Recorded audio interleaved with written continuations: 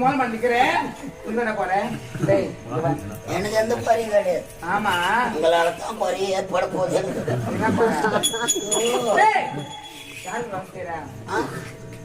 யாருக்கு நீ வேலை செய்கிற? நான் இன்னும் இது வரைக்கும் யாரையுமே வேலை செய்யணுமா? செஞ்சா ஒன்னா சொல்றேன். இதுக்கு முன்னாடி உங்க அம்மா வந்து வேலை செஞ்சிருந்தேன். அம்மா வந்து பாத்துக்க முடியுமாடா? ஐயோ பாருடா, வேலை யார்கிட்ட செய்கிறேன்? உங்ககிட்ட தான். சம்பளம் யார்கிட்ட வாங்குறேன்? உங்ககிட்ட தான்.